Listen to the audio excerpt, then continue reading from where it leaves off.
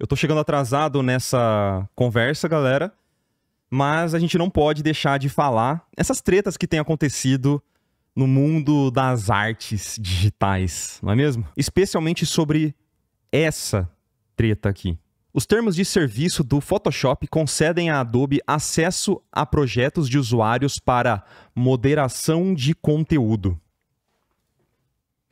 Os mais novos termos de serviço do Photoshop fazem com que usuários concordem em permitir o acesso da Adobe aos seus projetos ativos para fins de moderação de conteúdo e outros motivos diversos.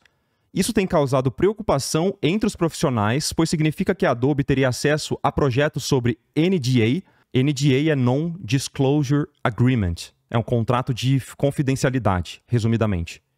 Como logotipos de jogos não anunciados ou outros projetos de mídia.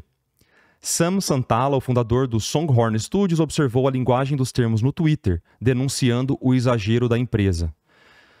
Então vamos dar uma olhada nessa outra reportagem aqui, nesse post aqui do Lifehacker, que destrincha um pouquinho mais esse papo.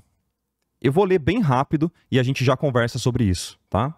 Os novos termos de serviço do Adobe Photoshop exigem o direito de acessar o seu trabalho. Os criadores abriram o Photoshop essa semana para encontrar um novo pop-up informando sobre alterações nos termos de serviço. Isso por si só não é tão incomum. As empresas mudam seus termos de serviço o tempo todo, e apenas para contornar os pop-ups você provavelmente renunciou à sua vida, por assim dizer, mais vezes do que pode contar.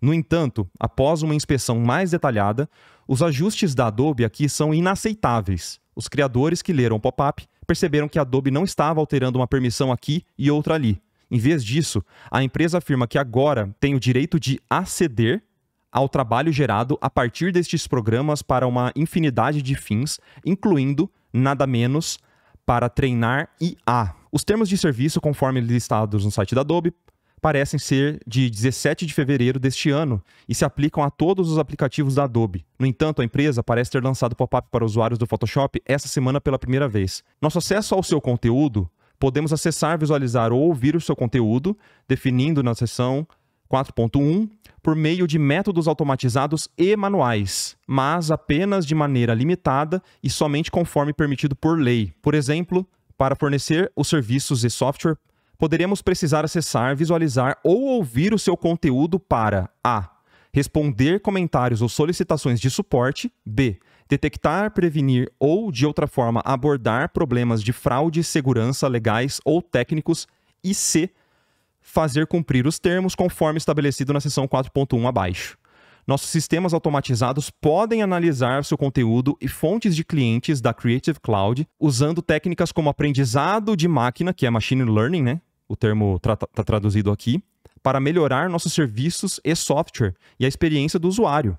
Informação sobre como a Adobe usa aprendizado de máquina pode ser encontrado aqui. Mas, em resumo, para quem não entendeu o que eu li até agora, a Adobe atualizou os termos de uso do Photoshop falando que ela poderia acessar de forma automatizada ou manual tudo que você produzir no seu computador, no seu Photoshop. Essa é a loucura da Adobe, que claramente está fora da realidade e usando de todos os recursos, tentando até passar, de certa forma, debaixo do tapete essas paradas, para conseguir treinar a AI dela, que obviamente está ficando muito para trás das concorrentes. E, de novo, eles precisam mostrar para os acionistas de que eles estão na frente, na crista da onda, da tecnologia, que eles são bons, que não sei o quê, porque isso aqui é uma ação feita claramente para mostrar para os acionistas, para quem coloca o dinheiro e quem ganha muito dinheiro com a Adobe, de que eles estão se movimentando nessa briga. 2 dias antes disso ser divulgado, assim, ter explodido no Twitter de certa forma, isso passou fora do radar de algumas pessoas, mas no meu radarzinho não passou. Kyle T. Webster, ele produzia vários brushes e vendia esses pacotes de brush e isso mudou a vida dele completamente. Ele criou alguns brushes que a comunidade abraçou e amava muito. Eu sempre gostei dos brushes do Kyle. Eu comprei praticamente todos os pacotes que ele tinha lançado antes de ser contratado pela Adobe. Aí a Adobe contratou ele, comprou todos os pacotes, liberou para a comunidade o trabalho do Kyle e ele já estava trabalhando na Adobe há muito tempo. Basicamente, ele pediu demissão. E isso me chamou muito a atenção. Ele não especificou exatamente o que fez ele sair, mas ele escreveu uma carta falando sobre esse pedido de demissão dele depois de trabalhar vários anos na Adobe para o Photoshop e tal. E isso foi muito junto dessas notícias da Adobe, tá? Então eu recomendo que vocês deem uma lida nesse texto, e ele tem até essa série aqui que você assina, e ele manda um texto toda semana. Pro Caio ter pedido demissão, logo assim, em conjunto dessa mudança de termos de uso do Photoshop, é porque a coisa realmente não tá muito legal, tá? Isso realmente não tá muito legal. Eu não lembro da Adobe ter respondido tão rápido a alguma polêmica ou algum bug bizarro que estava rolando, ou alguma outra treta muito grande, né? Para você entender o nível que foi essa parada dos termos de uso da Adobe, ela precisou se pronunciar muito rápido. O que essas grandes empresas de tecnologia geralmente não fazem. Elas não fazem essa resposta tão rápida para o público para tentar explicar o que estava acontecendo. Porque provavelmente aconteceu muito disso aqui que eu quero compartilhar com vocês. Antes de ler, na verdade, essa resposta da Adobe, eu quero mostrar o que eu e muitos outros artistas fizemos, obviamente, depois disso ter acontecido, né? Sua assinatura foi cancelada, Marco. Então, parabéns, Adobe. Você perdeu um cliente. E isso aqui é um vídeo de reclamação de alguém que literalmente pagava todo santo mês o serviço da Adobe. Eu não lembro mais há quantos anos eu era cliente da Adobe, então eu e muitos outros artistas, obviamente, fizemos o nosso dever cívico, que foi cancelar o nosso pacote da Adobe. Eu já usava o Photoshop na versão mais antiga possível. Eu não me lembro desse pop-up aparecer, mas eu fiquei com muito medo mesmo. Óbvio, né? Especialmente pela quebra de confiança que a Adobe me gerou com isso. Eles já tinham quebrado a minha confiança algumas vezes, mas eu tava com a... Como é que chama? Síndrome de Estocolmo, né? E tipo, a Adobe me bateu, mas ela vai melhorar. A Adobe fez um monte de coisa errada comigo, mas ela vai melhorar. Ela é legal. Um dia ela olhou por nós e, assim, quem sabe, ela ainda pode ir para um caminho legal, né? Mas assim, né? Tipo assim, ela vai olhar os dados do meu computador, mas ela vai melhorar. Não vai. Não vai. Acabou isso, né? Totalmente relacionamento tóxico, tá ligado? Eu tava já acostumado e eu sinto que a Adobe sempre vai testando os limites, sabe? Tipo, da sua própria comunidade. Então, quando eles implementaram aquele Firefly e falaram que tava usando as paradas de AI, eu acho que eles devem ter percebido que a resposta da comunidade foi negativa, mas não foi tão ruim para eles. Então, por que não a gente dar um passinho a mais? Vamos sempre colocar um pouquinho no butico da galera. Vamos ver até onde que eles vão reclamar, né? E até onde, na verdade, eles vão reclamar, não. Deixa eu refrasear. Até onde a gente começa a perder dinheiro. Porque, na verdade, isso aqui se trata basicamente deles ganharem muito dinheiro e levar lucro para os seus acionistas, né? Então, no mundo que a gente vive hoje, de novo, cancelar o pacote Adobe é um dever cívico, tá? E no final desse vídeo a gente vai deixar aqui algumas recomendações, sugestões de softwares para você que quer sair desse meio tóxico da Adobe. Porque, na verdade, a Adobe nunca olhou para os ilustradores. Nunca. Eu acho que a última ação que ela fez em prol dos ilustradores foi ter contratado o Kyle T. Webster para liberar os pacotes de pincéis para a comunidade artística. Porque ela nunca se preocupou em criar ferramentas e desenvolver coisas focadas em artistas, pintores e desenhistas. Nunca. Nunca. Até quando eles foram pro iPad, eu achei que eles fossem fazer alguma... Não. Eles não criaram um bom software lá. Os concorrentes são infinitamente melhores. Mas, enfim, vamos ler a resposta da Adobe. Vamos lá? Resposta da Adobe. A Adobe respondeu às críticas sobre seus novos termos de serviço. A Adobe não está roubando o seu trabalho, mas definitivamente está acessando. Ufa! Ontem eu escrevi sobre a polêmica, né? Eu estou usando o mesmo blog aqui, lifehacker.com. Então, isso aqui foi numa sequência da semana, tá? Ontem escrevi sobre a polêmica em torno da Adobe em seus termos de serviço atualizados. Os criadores ficaram irados depois de receber um pop-up forçando-os a concordar com novos termos. Caso contrário, eles não poderiam acessar o Photoshop nem excluir o aplicativo de suas máquinas. Você precisava concordar com os termos de uso para desinstalar o Photoshop. No entanto, não foi apenas o fato de dos termos serem obrigatórios que alarmou tantos usuários. A nova linguagem parecia sugerir que a Adobe estava reivindicando o direito de acessar o trabalho dos criadores por uma infinidade de razões. Isso incomodou muitos, já que muitos profissionais possuem NDAs em vigor para seu trabalho com aplicativos da Adobe.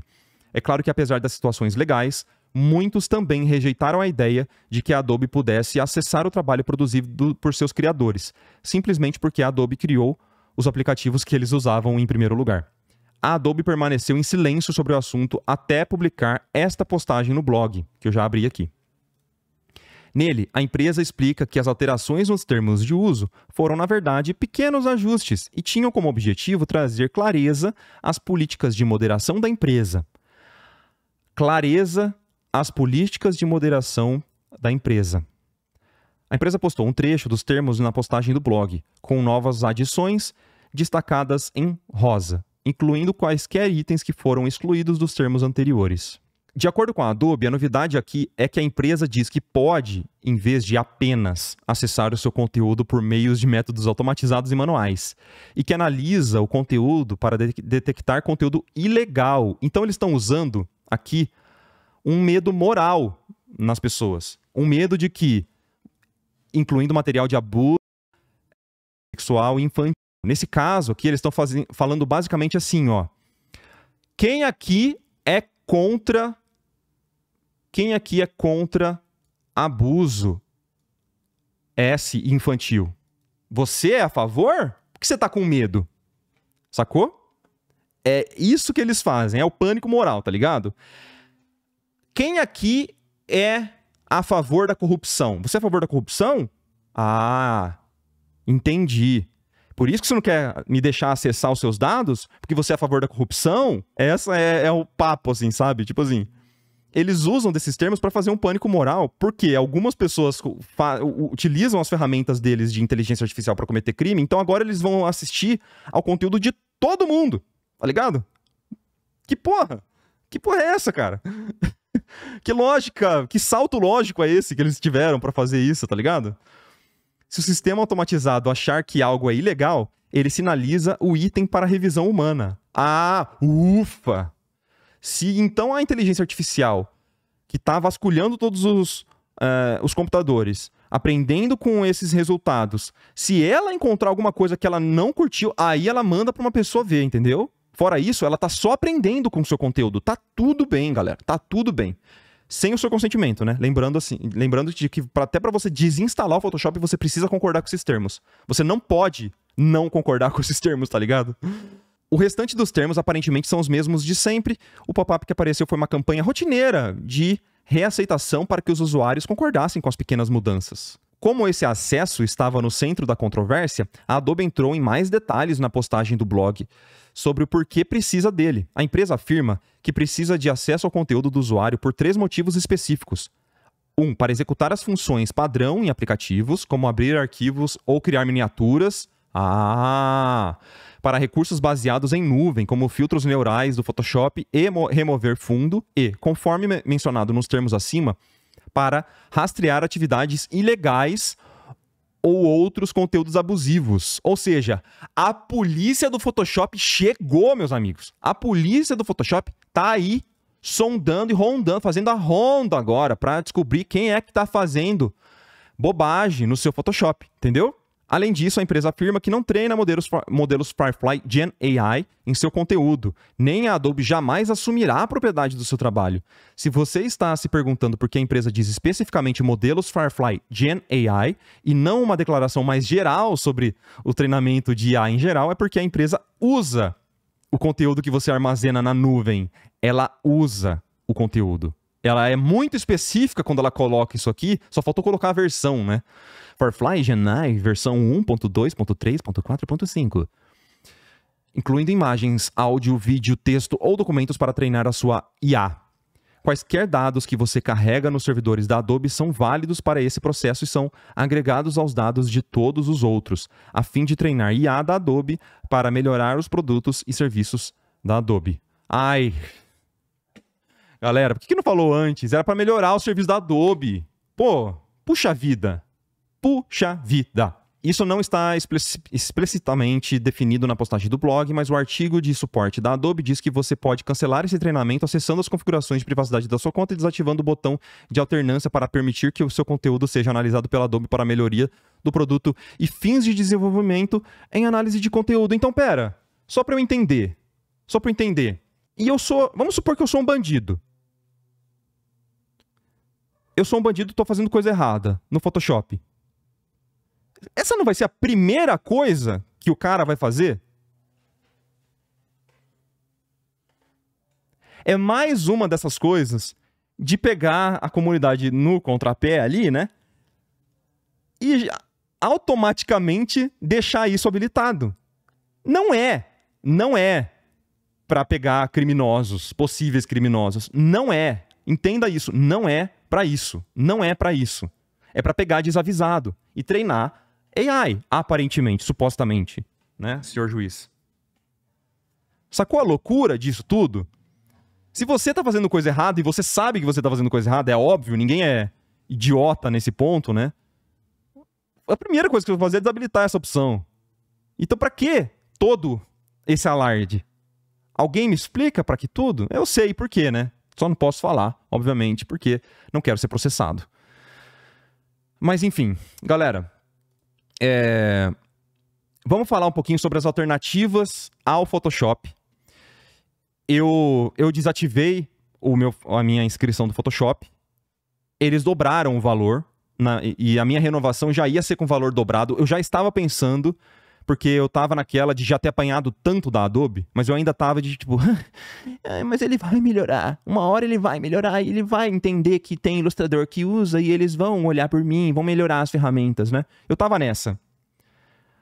Eles dobraram o valor da mensalidade e agora mais essa. Então, para mim, ceifado, não usarei mais o Photoshop.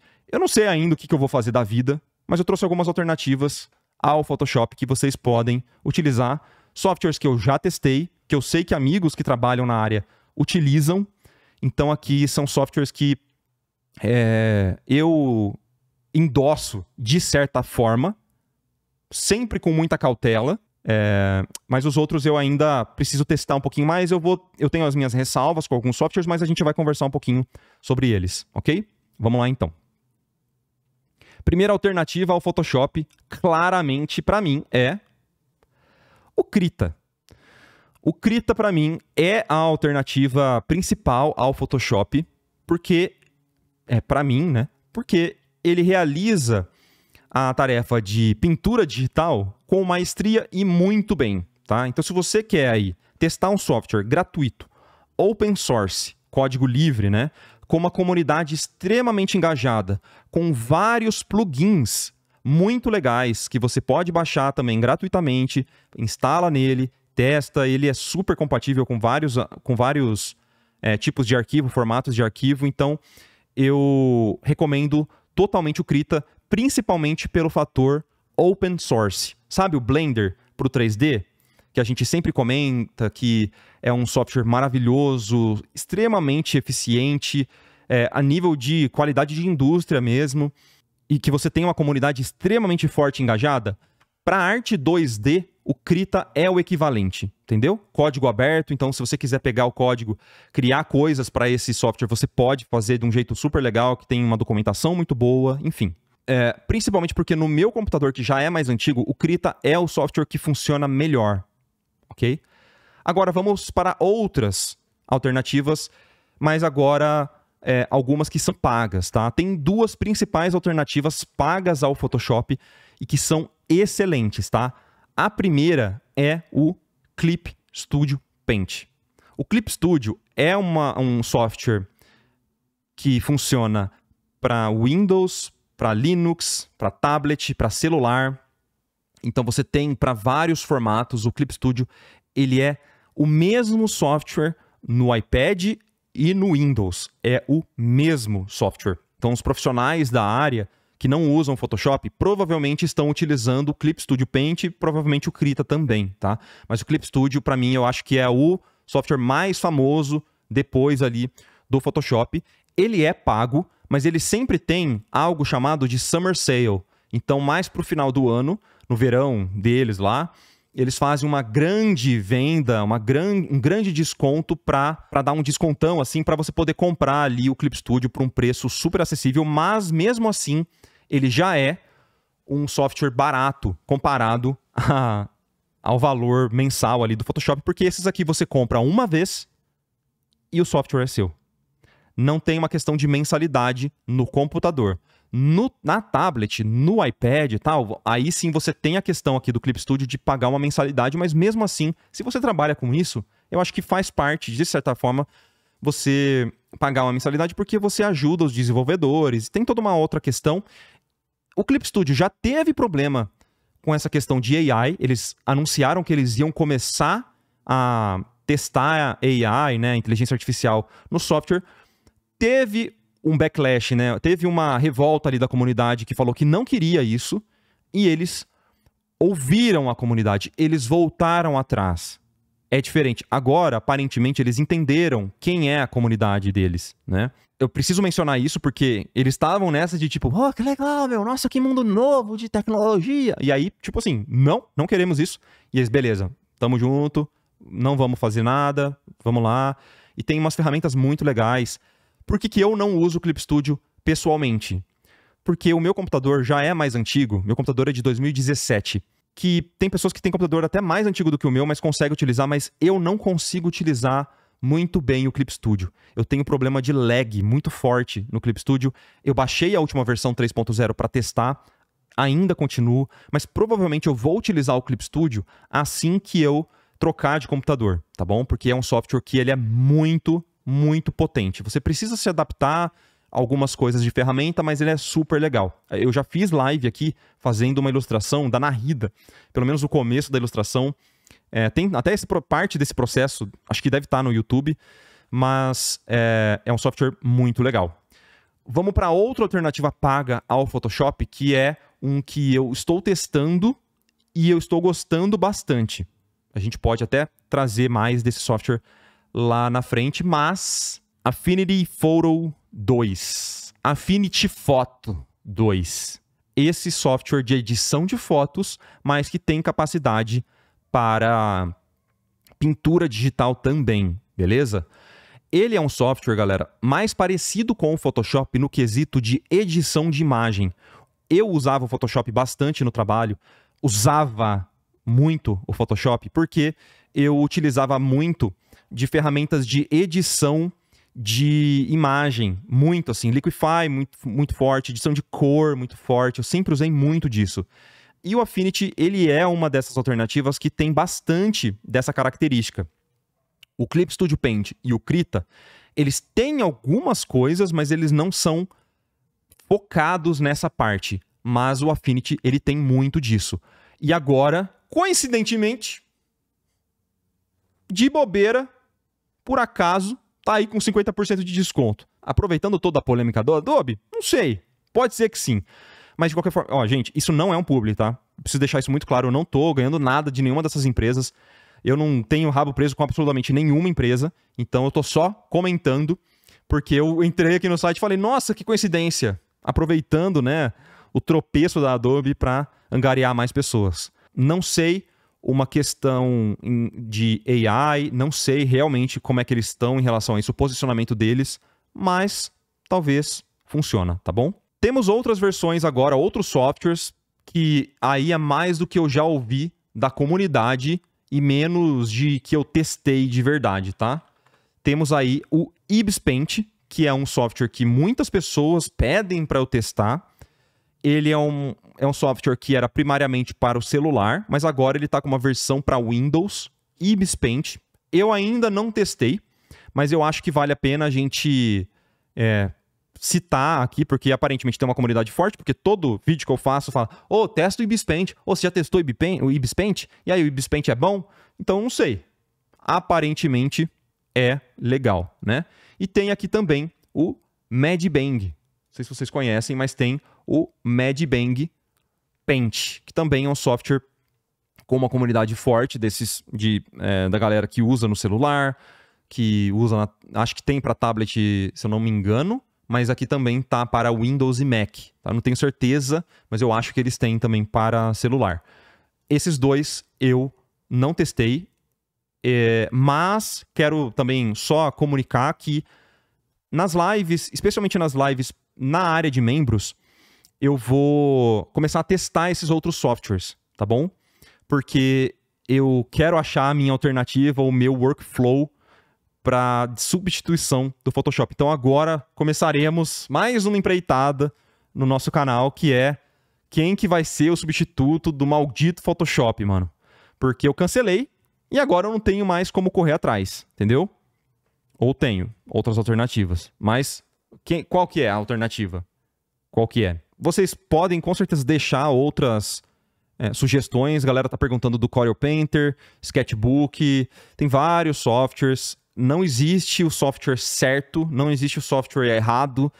Testa e você vai me dizer qual que é o seu software favorito, tá bom? Aproveitem para deixar na seção de comentários qual é o seu software favorito, qual que é o software que eu deveria testar, porque eu tô nessa também. Eu só sei que eu larguei mão, eu cansei do Photoshop.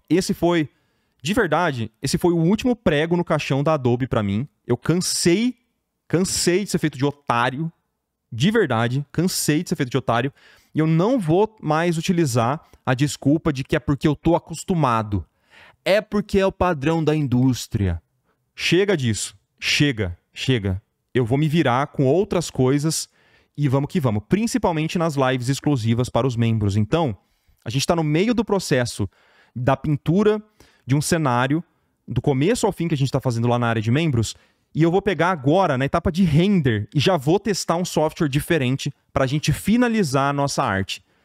Então a gente está quase finalizando. Eu estava fazendo isso no Photoshop, mas eu me recuso a fazer mais conteúdo de Photoshop aqui para o meu canal. Beleza? A partir de hoje, se eu estiver utilizando alguma coisa para dar feedback, outro software, vai ser qualquer coisa menos o Photoshop.